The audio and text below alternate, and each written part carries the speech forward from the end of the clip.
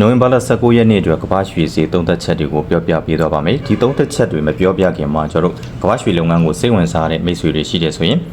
အကောင့်ဖွင့်ပြီးတော့မှအယောင်းဝယ်လုပ်ချင်တဲ့မိတ်ဆွေတွေရှိတယ်ဆိုရင်ကျွန်တော်ရဲ့ Viber Telegram မှာလာရောက်ပြီးတော့မှအသေးစိတ်စုံစမ်းနိုင်ပါတယ်တင်နန်းတက်ပြီးတော့မှလေ့လာခြင်းတဲ့မိတ်ဆွေတွေအတွက်ကျွန်တော်တင်နန်းလေးကို2မျိုးခွဲထားတယ် Zoom class နဲ့ VIP class ဆိုပြီးတော့မှ2မျိုးခွဲထားပါတယ် Zoom class ကတော့ကျွန်တော် face to face တင်ကြားမှာဖြစ်တဲ့အတွက်ကြောင့်မလို့တင်နန်းကြီးလေးကို3သိန်းကျပ်သတ်မှတ်ထားပြီးတော့မှ video class လေးကိုတော့ကျွန်တော်တင်နန်းကြီး9000ကျပ်ပဲသတ်မှတ်ထားပါတယ်ဒါကြောင့်မို့အဆင်ပြေတဲ့တင်နန်းကိုရွေးချယ်တက်ရောက်ပြီးတော့မှကျွန်တော်ကမ္ဘာရွှေလုပ်ငန်းကိုလေ့လာနိုင်ပါတယ်ခင်ဗျာတင်နန်းတက်ပြီးတော့မှလေ့လာခြင်းတဲ့မိတ်ဆွေတွေကျွန်တော်ရဲ့ဒီ Viber Telegram မှာလာရောက်ပြီးတော့မှတင်နန်းအနှံ့နိုင်ပါတယ်ဟုတ်ပြီဒါဆိုလို့ရှိရင်ကျွန်တော်ဒီနေ့အတွက်သုံးသက်ချက်လေးကိုစကြည့်ရအောင်ပါဒီနေ့မှာဆိုလို့ရှိရင်တော့ကျွန်တော်ကမ္ဘာရွှေဈေးက4066ဈေးတန်းနဲ့ဈေးစဖွင့်နေပြီးတော့မှအမြင့်ဆုံးအနေနဲ့4098ထိလက်ရှိမှာအမြင့်ဆုံးတက်ထားတယ်4055ဈေးတန်းထိလက်ရှိအနိမ့်ဆုံးဆင်းထားတာကိုတွေ့ရတယ်အခုရောက်နေတဲ့ဈေးတန်းကတော့ကျွန်တော်တို့4086ဈေးတန်းကိုရောက်နေတာပဲဖြစ်ပါတယ်ဆိုတော့ဒီနေ့မှာလည်းကမ္ဘာရွှေဈေးအတက်အားတာနေတဲ့အနေအထားမှာဘယ်နေရာဒီမှာရောင်းတင်ဝယ်တင်နေတယ်ဆိုတာတွေကိုကျွန်တော်ဆက်ပြီးတော့မှသုံးသပ်ကြည့်အောင်ပါကျွန်တော် H4 time frame ရသုံးသပ်ရမယ်ဆိုလို့ရှိရင်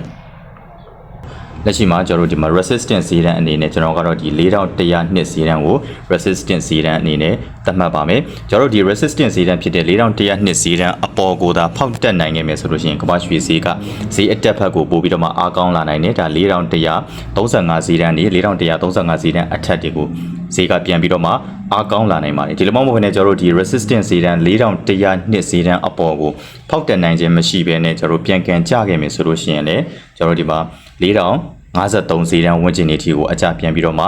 လာနိုင်ပါတယ်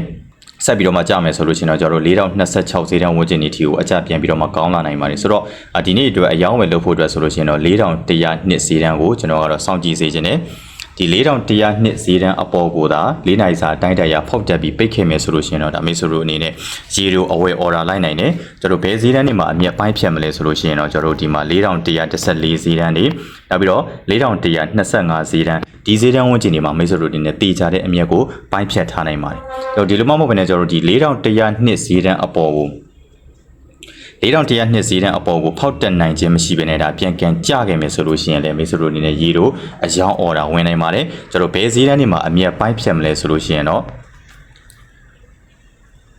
ကျွန်တော်ဒီမှာ4085ဈေးတန်းတွေနောက်ပြီးတော့ကျွန်တော်တို့ဒီ4060ဈေးတန်းဒီတေချာတဲ့ဈေးတန်းတွေမှာမိတ်ဆွေတို့အနေနဲ့အမြတ်ပိုင်းဖြတ်ထားနိုင်ပါတယ်ဒါကြောင့်မို့ဒီနေ့အတွက်ရေတို့အယောင်းဝယ်လုပ်ချင်တဲ့မိတ်ဆွေတွေ4100နှစ်ဈေးတန်းကိုစောင့်ကြည့်ပါ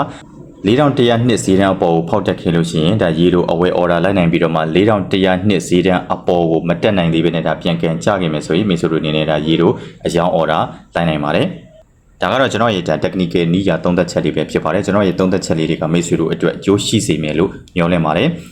နောက်ပြီးတော့ကမ္ဘာရွှေလုပ်ငန်းကိုတင်နန်းတက်ပြီးတော့မှလေ့လာခြင်းတဲ့မိတ်ဆွေတွေကျွန်တော်ရဲ့ဒီ Viber Telegram မှာလာရောက်ပြီးတော့မှတင်နန်းအနှံ့နိုင်ပါတယ်